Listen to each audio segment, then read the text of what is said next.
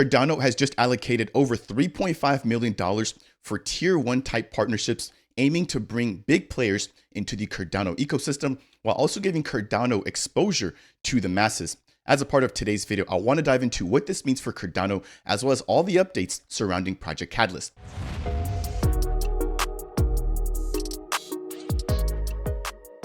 What's up, Beta Nation? Welcome to Dapp Central, your home for everything blockchain and crypto. My name is Fareed. Today, I'm excited to break some pretty big news here with respect to Project Catalyst funding round number 12, which has officially kicked off. Now, this is dealing with a brand new category that has just been added to Project Catalyst, aiming to onboard tier one partners such as Nintendo, Porsche, Jaguar, Costco, Mazda, H&M, Amazon, and names of the like. So think of this as the opportunity for Cardano to strike it big with other industry leaders. Now, we've needed this for quite a bit. There's been a lot of talk about Cardano needing to up its marketing, and I think that this brand new category does just that. Now, that's not the only thing we're going to be talking about. We're also going to touch on when Project Catalyst funding round number 12 begins, the different timelines, as well as the different categories, given a couple of late changes. So if you guys appreciate updates like these, I would appreciate you if you could smash that thumbs up. If it's your first time stopping by and you want more content like this, breaking down everything going on in Cardano, consider subscribing. And last but not least, if you have any questions, then make sure to leave a comment down below. Jumping right on in, if you missed the live stream, don't worry. This was recorded by the Cardano Spot. I'll leave the link to it down below, but this took place earlier today in Barcelona. We heard from all the key members when it comes to Project Catalyst, and we also heard from Frederick Regard, the head of the Cardano Foundation.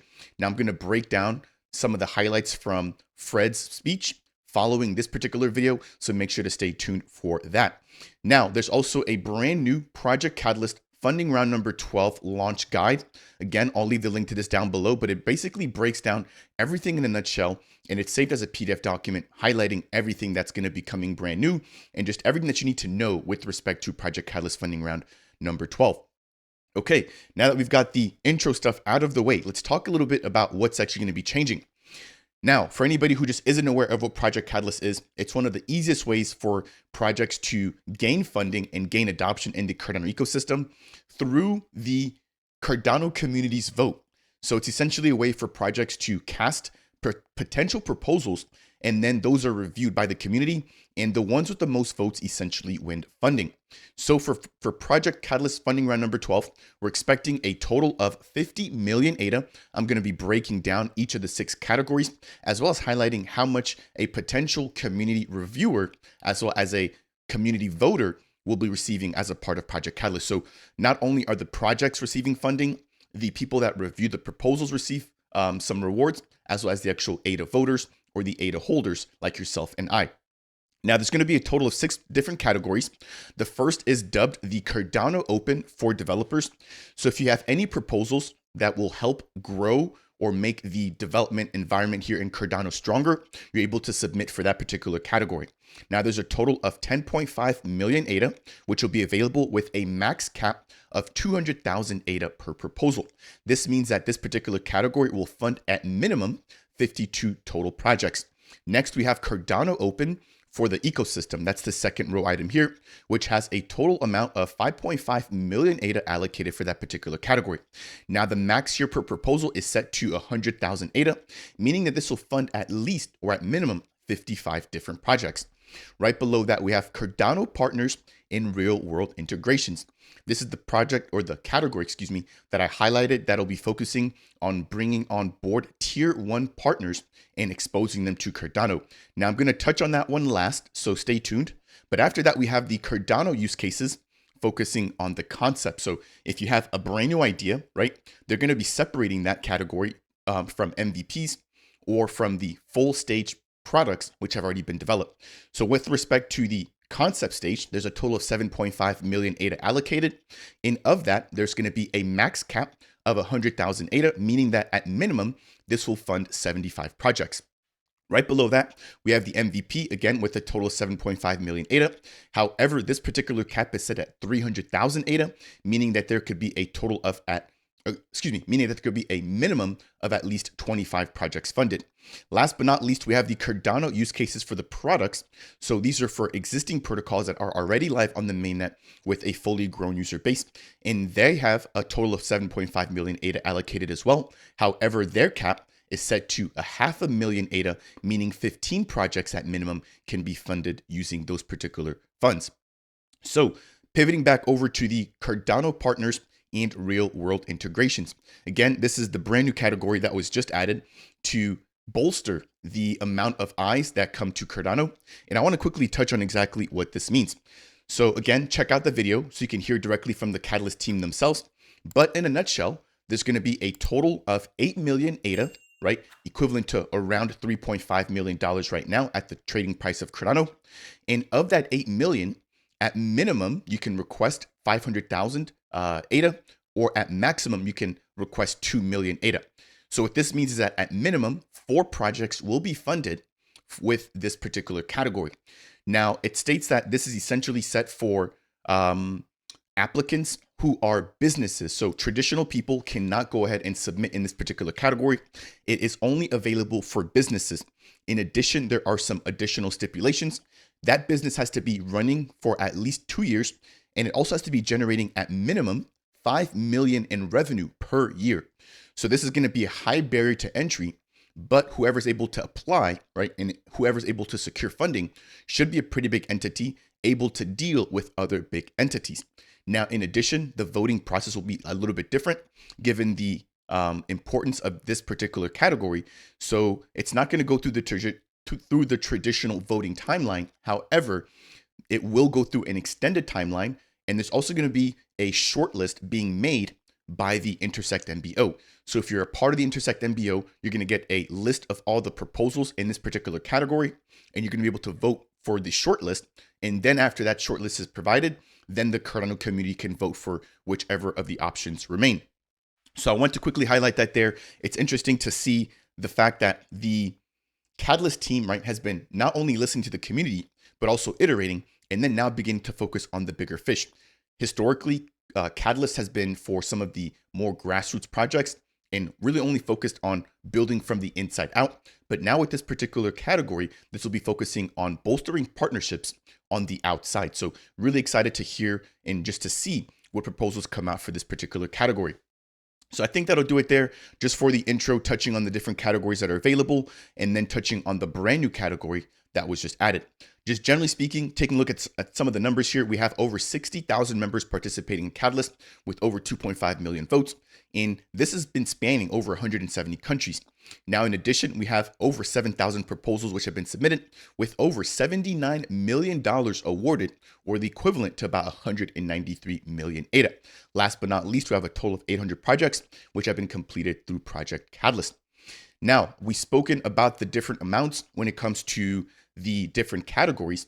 If you add up all the sums that I mentioned before, that takes you to 46.5 million ADA, and the remaining 3.5 million ADA will be going towards the different members that participate in reviewing as well as voting for Project Catalyst. So if I pull this back up here, you'll notice that the voter rewards is set at 1.25 million ADA, with the community reviewers for the very first stages set at 1.25 million ADA, the community moderators receiving 200,000 ADA, and the milestone program rewards receiving 800,000 ADA.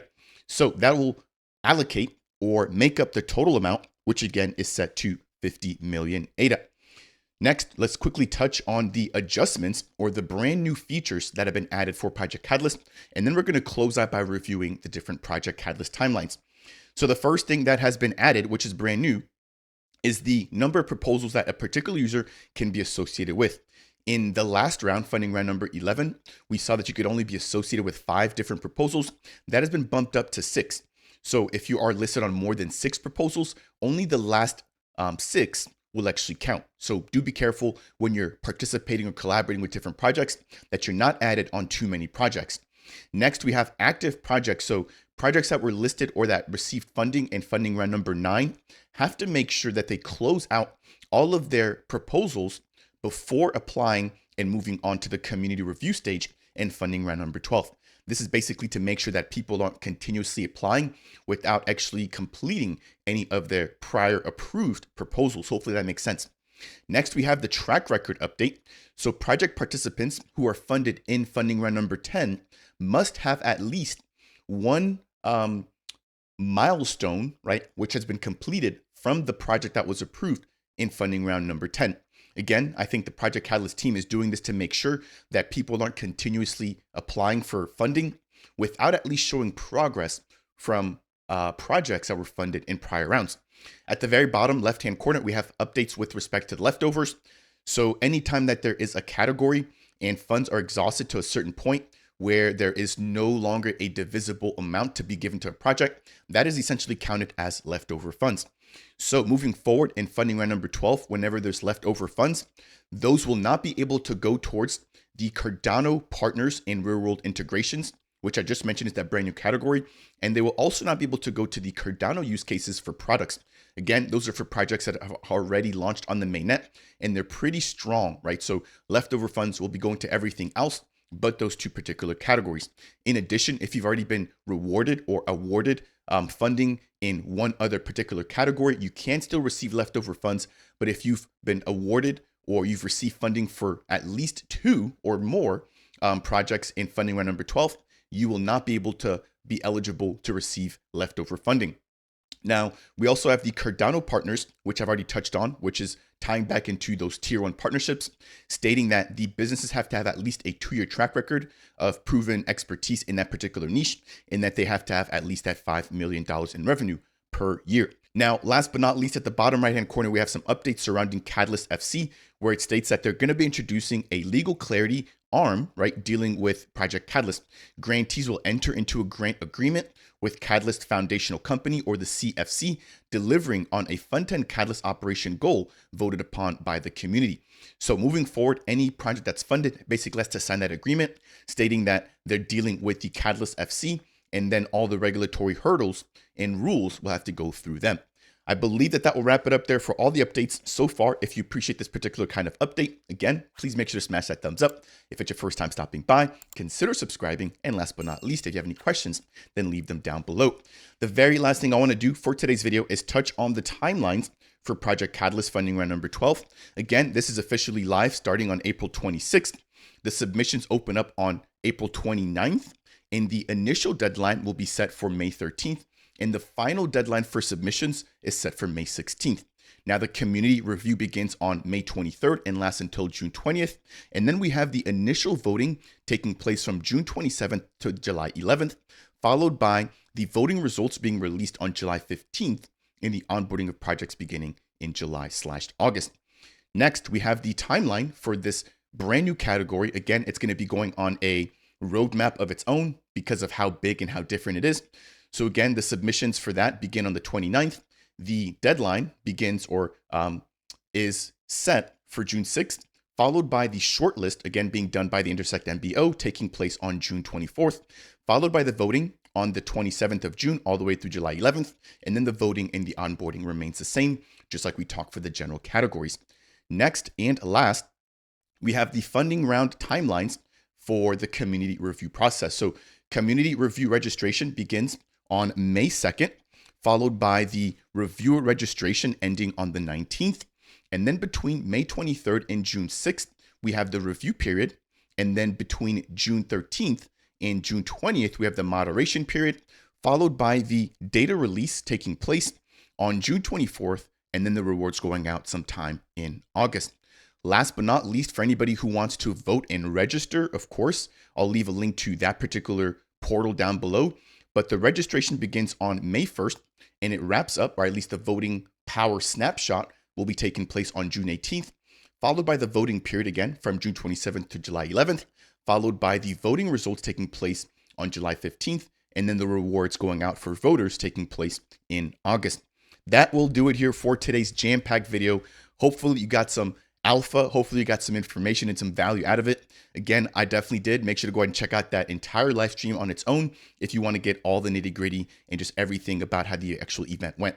That will do it here for today's video, breaking down everything with respect to Project Catalyst funding round number 12.